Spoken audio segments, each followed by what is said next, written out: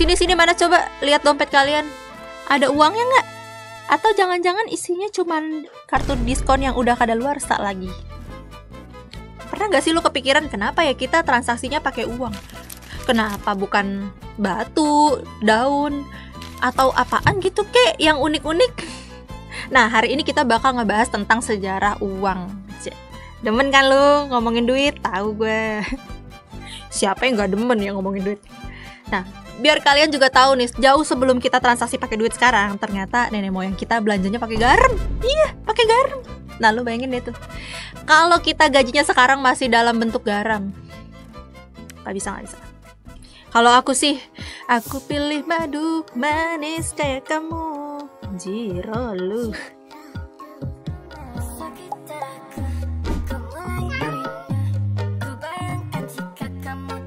Kalian mungkin udah tahu lah ya, sebelum kita transaksi pakai uang, dulu tuh nenek moyang kita transaksinya pakai sistem barter. Pasti udah diajarin dong di sekolah kalian yang fasilitasnya tidak seberapa itu. Mau beli kambing, tukar pakai gandum. Mau beli pisang, tukar pakai keranjang ikan. Mau beli budak, tukar pakai. Tapi masalahnya barter ini ribet banget, asli ribet banget. Nih, misalnya lu punya ayam, tapi lu butuh beras. Terus lu ketemu kan tuh sama petani beras, tapi dia nggak butuh ayam, dia maunya sendal. Ya lu harus cari orang yang punya sendal dan mau ayam. Iya, kalau dia maunya ayam doang. Kalau mintanya ayam betina yang zodiaknya Gemini, nah bayangin deh tuh ayam Gemini, ribet banget. Dan bayangin aja deh, apa jadinya kalau barter masih ada sampai sekarang. Contohnya lu mau beli HP deh. Mas, ini saya tuker sama 1 karung mangga ya. Ribet bener. Meskipun sekarang ada aja sih yang masih pakai sistem barter. Misalnya nih anaknya mau dijadiin wapres, barter dulu sama omnya mesti jadi ketua MK. Tapi itu gak tahu di mana ya. Karena barter bikin stres, orang mulai pakai barang tertentu yang punya nilai stabil sebagai alat tukar. Kalau di Romawi kuno dulu pakainya garam sebagai alat tukar. Bahkan kata salary aja berasal dari kata salarium, yaitu bayaran dalam bentuk garam. Nah, kalau di Asia dan Afrika dulu pakainya kerang kori. Alasannya karena sulit didapat dan punya bentuk yang unik. Kerang yang berharga itu berasal dari jenis Cypraea moneta. Nah, menurut Hari Suroto, peneliti dari Balai Arkeologi Papua, kerang jenis ini memiliki fungsi lebih dari sekedar sumber makanan.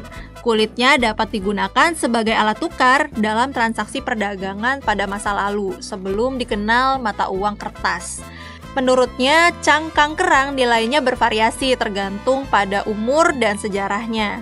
Nilai yang paling tinggi memungkinkan cangkang kerang digunakan untuk membayar mas kawin, bahkan bisa untuk membatalkan utang nyawa manusia yang diakibatkan oleh perang suku. Terus ada juga masyarakat di Pulau Yap yang pakainya baturai. Baturai, bukan adera. Nah, mereka nggak bisa tuh bawa tuh batu kemana-mana. Jadi kalau batu itu udah dipindah tangan kan, semua orang setuju kalau pemiliknya udah berubah. Terus suku Aztec, mereka menggunakan biji kakao sebagai alat tukar karena dianggap lebih berharga dari emas. Kenikmatan coklat bagi suku Aztec mendatangkan kebahagiaan bagi yang meminum atau memakannya. Coklat juga dianggap sebagai anugerah dari sang dewa. Lanjut, di bawah kepemimpinan Raja Croesus sekitar tahun 600 sebelum Masehi, orang kerajaan Lydia yang sekarang jadi Turki itu berpikir, kenapa ya kita nggak bikin uang dari emas atau perak aja? Kelebihan emas tuh nggak gampang rusak, bisa dibentuk dalam ukuran kecil, nggak larut kena hujan lagi. Maaf ya garam, kamu kalah di sini. Hahaha, kasihan deh kamu. Tapi sebenarnya emas itu baru betul-betul digunain sebagai mata uang di Lydia pada tahun 700 Masehi saat bangsa Lydia memproduksi koin pertama mereka. Koin tersebut mengandung 63% emas dan sisanya campuran perak.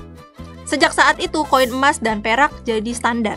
Orang-orang Romawi, Persia, Tiongkok semua mulai pakai koin logam. Bahkan sampai sekarang orang masih suka investasi emas karena sejarah membuktikan emas selalu berharga. Nah, per hari ini udah cek belum harga emas berapa? Tuh. Dikutip dari laman resmi Bank Indonesia, uang kertas pertama kali ditemukan di Tiongkok dan disebut sebagai Jiaozi.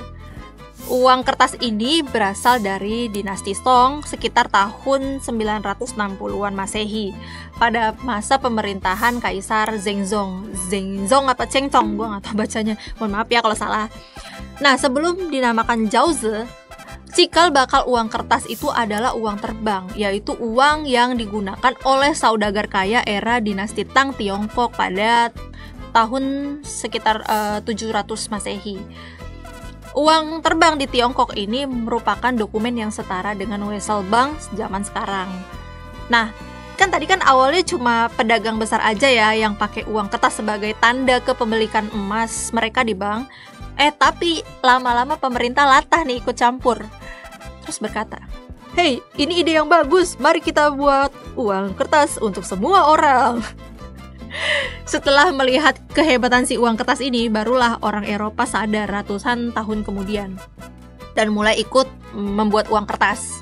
Nah, Swedia adalah negara Eropa pertama yang menerbitkan uang kertas resmi pada tahun 1661.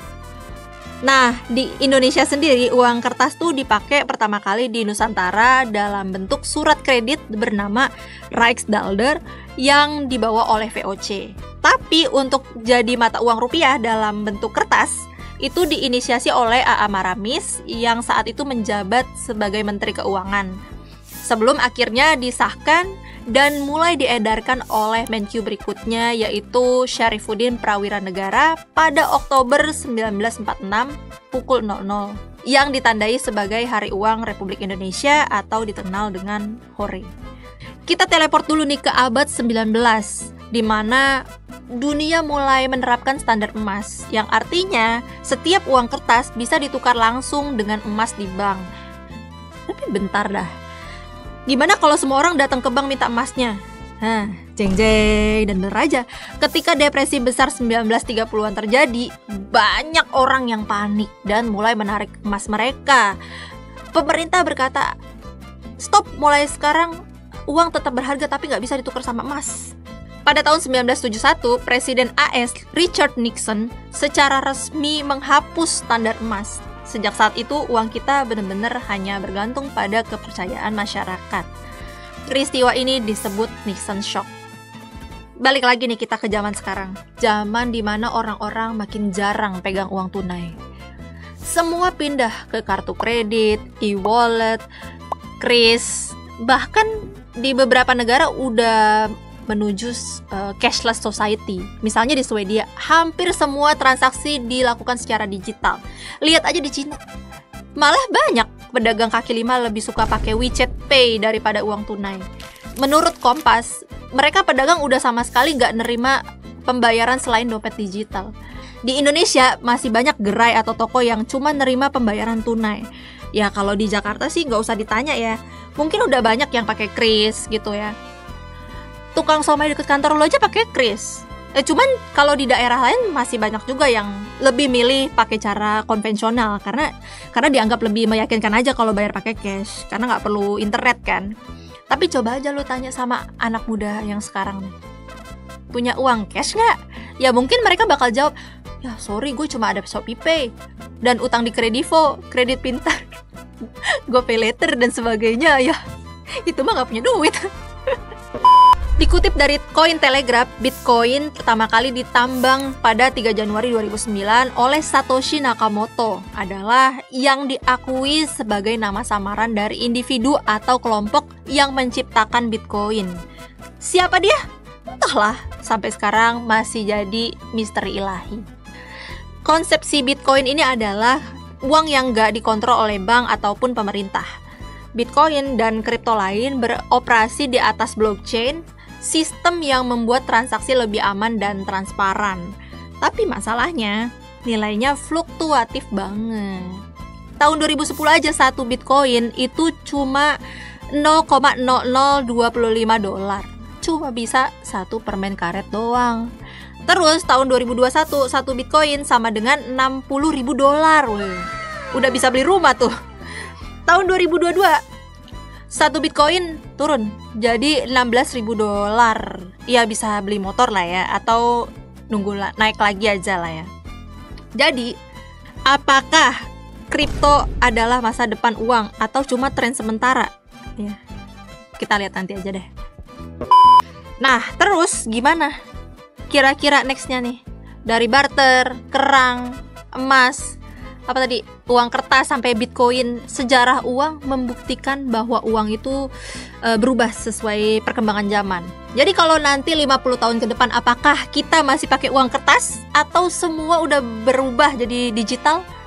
Atau malah barter kembali populer gara-gara mau nostalgia? Aduh, jangan. Satu hal yang pasti, sejarah uang terus berkembang dan kita semua ada di dalamnya. Jadi kalau ada yang bilang uang bukan segalanya, ya, coba deh dia suruh bayar kopi pakai kata-kata bijak kayak gitu. Lihat aja respon baristanya. Paling dikata gila lu. Bye.